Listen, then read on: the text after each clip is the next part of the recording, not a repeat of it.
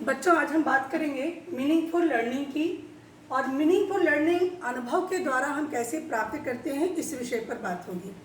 हमने पिछली कक्षाओं में भी बताया था कि सीखने की और समझने की जो क्षमता है वो बहुत हद तक अनुभव के आधार पर भी विद्यार्थी प्राप्त करता है। जो कुछ भी घटनाएं उसके आसपास घट रही हैं या घट चुकी हैं, उससे वो कुछ ना कुछ नई समझ, कुछ ना कुछ नया अनुभव ग्रहण करता है और वो उसकी सीख में, उसकी समझ में बहुत ही महत्वपूर्ण होता है।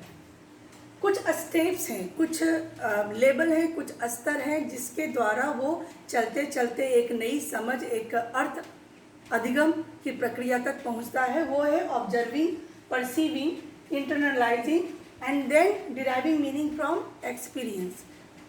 First we will talk about observing. बच्चा ध्यान से देखता है अपने आसपास की चीज़ों के बारे में। हमने बताया था पिछली कक्षा में कि बच्चा एक जलती हुई दीपक को देखता है और उसे स्पर्श करने की कोशिश करता है। जब वो छूता है तो वो उसकी उंगलियां जलती हैं, तो वो ये समझ, परसीविंग, ये समझ विकसित करता है कि लौ को छूने से उसकी उंगली जल जाएगी।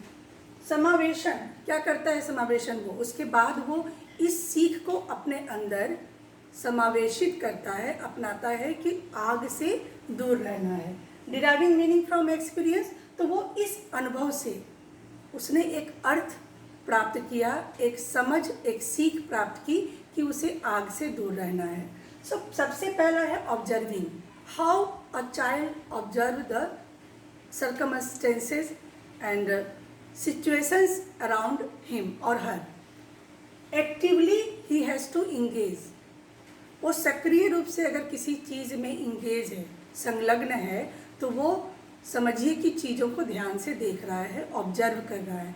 क्योंकि ऑब्जर्व करेंगे तभी सीखेंगे। अगर आप ऊपरी सतह से टीचर की बात सुन रही हैं तो आप ऑब्जर्व नहीं कर रही हैं। अगर आप उसको ध्यान से सुन रही हैं, एक्टिवली आप इंगेज हैं अपने मस्तिष्क से, बुद्धि से, तभी आप चीज़ों को ग्रहण करेंगे।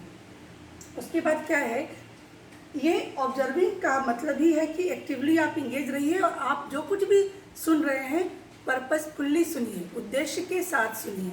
उसके बाद है परसीविंग, समझना, प्रोसेसिंग इंफॉर्मेशन। अब वहाँ से सूचनाएं अपना काम करती हैं, बालक के मस्तिष्क तक सूचना पहुँच रही है। ये यूनिक स्टाइल है लर्निंग का। परसीव करना जो है वो हर व्यक्ति का अलग अलग स्टाइल होता है, अलग अलग तरीका होता है। कोई बालक बोल बोल कर याद करता है, कोई लिख कर याद करता है, कोई सुन कर याद करता है, कोई समझ कर याद करता है। That is on depending on him और हर स्टाइल। और इससे भी बड़ी बात है कि परसीव हम कैसे करते हैं? इंद्रियों के सहारे। जो भी आपकी इंद्रियां हैं, आँख है, नाक है, कान है, हाथ है, पैर है, जो भी अंग है, पार्ट्स ऑफ बॉडी हैं, उसके सहारे हम चीज़ों को ग्रहण करते हैं। इससे एक अर्थ का निर्माण होता है और अर्थ के निर्माण के बाद हम एक्शन की तरफ चलते हैं।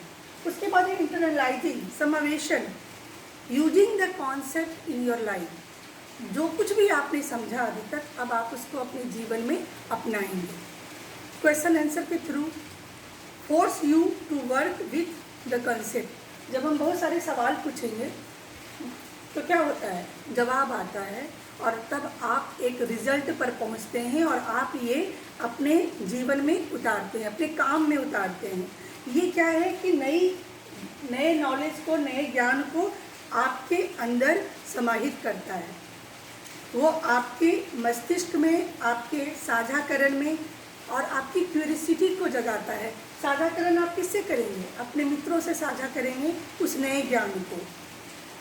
उसके बाद होता है डिराइविंग मीनिंग फ्रॉम एक्सपीरियंस। और जो कुछ भी आपने सीखा और समझा है, अब आपने उससे एक अर्थ ग्रहण किया है, आपके व्यवहार करने का तरीका बदला है, आपके सोच का तरीका बदला है। इस तरह से मीनिंगफुल लर्निंग होता है, अर्थपूर्ण अधिगम होता है। एक बिल्कुल ही तात्कालिक उदाहरण के साथ बात को समझिए। ऑब्जर्व करना, कोरोना वायरस कोविड-19 में सबसे पहले चिकित्सकों ने क्या किया? मरीजों को ऑब्जर्व किया कि उसकी समस्याएं क्या हो रही हैं, कैसे हो रही हैं, वो किस तरह के दिक्कतों से गुजर रहा है।